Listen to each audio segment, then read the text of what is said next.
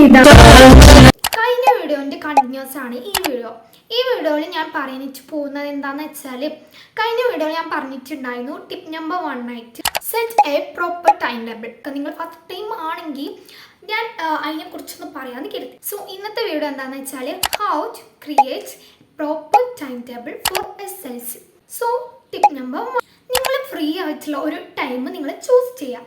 അതായത് 2 to 3 hours നിങ്ങൾ പഠിച്ചാൽ മതി, എന്നും പഠിച്ചു പോയാൽ മതി. ഈ ഒരു അവർ നിങ്ങൾ മെയിൻറ്റെയിൻ ചെയ്താൽ മതി. ആൻഡ് നിങ്ങൾ ഒരു ദിവസം പഠിച്ചില്ല എന്ന് വെച്ചിട്ട് അതിൻ്റെ പിറ്റേ ദിവസം നിങ്ങൾ കഴിഞ്ഞ ദിവസത്തും കൂടി നിങ്ങൾ കവർ ചെയ്തെടുത്താൽ മതി. അപ്പോൾ ഞാൻ ആഫ്റ്റർ സ്കൂളാണ് പറയുന്നത്. ഒരു 2 to 3 hours നിങ്ങൾ പഠിക്കുക. നിങ്ങൾ morning person whether night person ആണെങ്കിൽ നിങ്ങൾക്ക് പറ്റുന്ന ഒരു ടൈം എടുത്തിട്ട് നിങ്ങൾ tip number 2, include all subjects in your time table. ഇത് ഞാൻ കഴിഞ്ഞ വീഡിയോയിൽ പറഞ്ഞിട്ടുണ്ടായിരുന്നതാണ്, എങ്കിലും ഒരു ടിപ്പായിട്ട് ഇരിക്കട്ടെ എന്ന് വെച്ചിട്ടാണ് പറഞ്ഞത്. ഒരു ദിവസം 3 സബ്ജക്ട്സ് വെച്ചിട്ടാണ് പഠിക്കുന്നത് വെച്ചാൽ 2 തിയറി സബ്ജക്റ്റ് ആൻഡ് 1 പ്രോബ്ലം സബ്ജക്റ്റാണ് നിങ്ങൾ എടുക്കേണ്ടത്.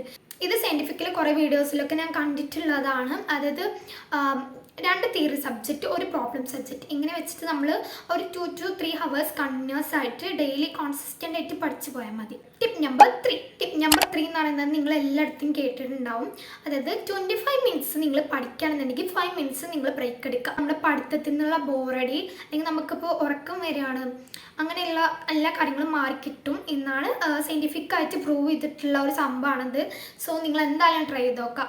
ഇത് നമ്മുടെ കോൺസെൻട്രേഷൻ ഇൻക്രീസ് ചെയ്യുന്നതാണ് പറയുന്നത്. ടിപ്പ് നമ്പർ 4, ഈ പ്രോപ്പർ ടൈം ടേബിൾ കറക്റ്റായിട്ട് ഫോളോ ചെയ്യാനായിട്ട് നിങ്ങൾ നോക്കണം. ആൻഡ് ഒരു ദിവസം നിങ്ങൾ കവർ ചെയ്യാനായിട്ട് മറന്നു പോകും, അല്ലെങ്കിൽ നിങ്ങൾക്ക് എന്തെങ്കിലും തിരക്ക് കാരണം പറ്റിയിട്ടില്ല എന്നുണ്ടെങ്കിൽ നെക്സ്റ്റ് ഡേ ഇതുകൊണ്ട് കവർ ചെയ്തിട്ട് വേണം നമ്മൾ മുന്നോട്ടായിട്ട് പോകേണ്ടത്.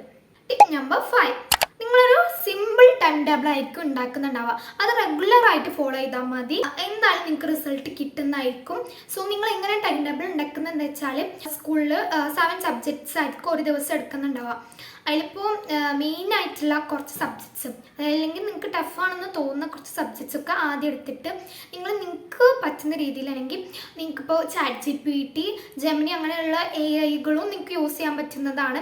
നിങ്ങൾക്ക് പറ്റുന്ന സമയങ്ങളും കാര്യങ്ങളൊക്കെ പറഞ്ഞു കൊടുത്തിട്ട് നിങ്ങൾ ഒരു ഷെഡ്യൂൾ പറഞ്ഞു കൊടുത്താൽ അവർ പ്രോപ്പറായിട്ടുള്ള ഒരു ടൈം ടേബിൾ നമുക്ക് അവർ അയച്ചു തരുന്നതായിരിക്കും.